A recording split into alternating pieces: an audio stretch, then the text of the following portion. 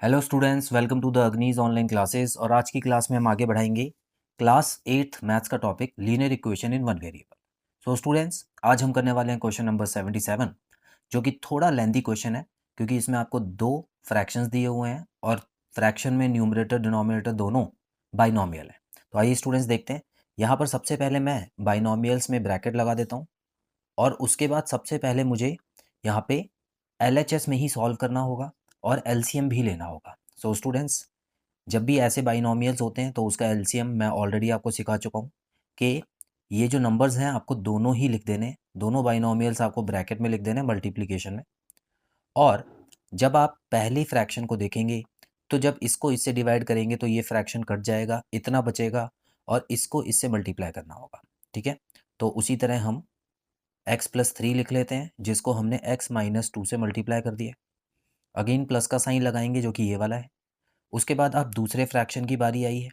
दूसरे फ्रैक्शन में डिनोमिनेटर इसके साथ सेम है तो ये तो कट जाएगा, लेकिन ये वाला जो टर्म है ये इससे मल्टीप्लाई हो जाएगा।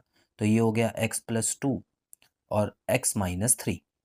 तो इस तरह से आपको पूरा कर लेना है। इज इक्वल टू 2 साथ में ही चलेगा। अब हम ऊपर वाले जो मल्टीप्लिकेशन है वो करेंगे स्टूडेंट्स। तो ध्यान से करने हैं आपको। यहाँ पर आप देख सकते हैं x को इन दोनों से मल्टीप्लाई करेंगे तो x और x मल्टीप्लाई हो गया x²। उसके बाद x को -2 से किया तो ये हो गया -2x।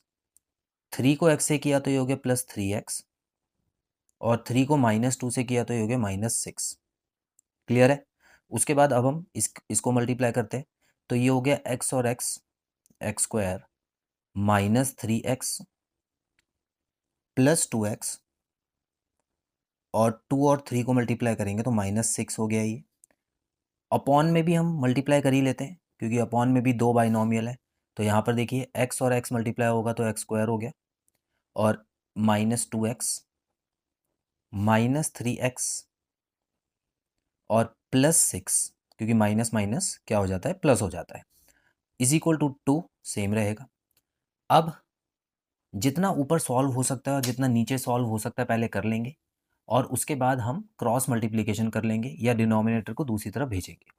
अब यहाँ पे मैं देख पा रहा हूँ स्टूडेंट्स x² और x² यहाँ पर दोनों ही प्लस में है तो यहाँ पर तो हो गया 2x का स्क्वायर।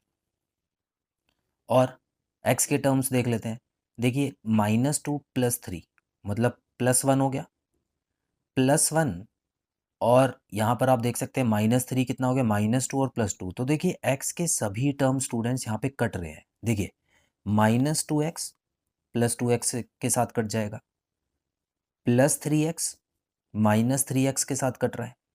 ठीक है, तो ऊपर तो x के सारे टर्म कट चुके हैं और नॉर्मल टर्म्स कौन कौन से बचे हैं। देखिए -6 और -6 क्या हो गया, -12 हो गया, ये बचा हुआ है। अपॉन में क्या बचा है, x² -2x और -3x हो गया -5x +6 इज इक्वल टू 2। ठीक है, क्वेश्चन छोटा हो गया काफ़ी। अब इस डिनोमिनेटर को पूरा वहाँ पे भेज के मल्टीप्लाई करना है। आप चाहें तो इसको ब्रैकेट में भी डाल सकते हैं क्योंकि जब भी मल्टीप्लिकेशन करना होता है स्टूडेंट्स तो आपको तीनों को ही मल्टीप्लाई करना है 2 से। तो उससे पहले आपको ऐसे लिखना होगा 2 ब्रैकेट x² -5x +6। अब हम ब्रैकेट खोलेंगे तो LHS तो बिल्कुल अभी सेम चलेगा। RHS में मल्टीप्लाई हो जाएगा 2x का स्क्वायर -10x और +12। अब जैसे कि मैंने आपको बताया था x² पे खास ध्यान रखिए स्टूडेंट्स, हमेशा कटेगा। ठीक है, ये हमेशा कटेंगे तो इसको मैं काट देता हूँ और जो बचा है उसके साथ ये वाला 12 जो है, देखिए ये भी 12 यहाँ पे भेज दूँ मैं तो ये क्या हो जाएगा, -12 हो जाएगा और यहाँ पे -10x पहले से ही था। ठीक है, अब आगे बढ़ते हैं स्टूडेंट्स।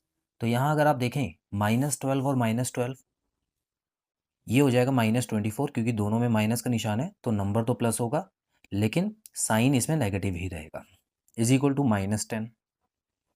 ठीक है, अब इसको भी काट लेते हैं स्टूडेंट्स। तो मैंने आपको बताया हुआ है कि माइनस का साइन कब कट सकता है, जब दोनों तरफ एक एक टर्म हो और दोनों में माइनस हो। अब 24/10 आ जाएगा जो कि x की वैल्यू है और ये भी आप काट सकते हैं। किसे काटेंगे, 2 से, तो ये हो गया 12 और 5। तो स्टूडेंट्स फाइनल आपकी जो वैल्यू आई है x की 12/5 आई है और यही आपका आंसर है। आई होप ये चीज़ क्लियर है स्टूडेंट्स। थोड़ा क्वेश्चन लेंदी है, देखिए बहुत अच्छे से आप यहाँ पे समझ पा रहे होंगे।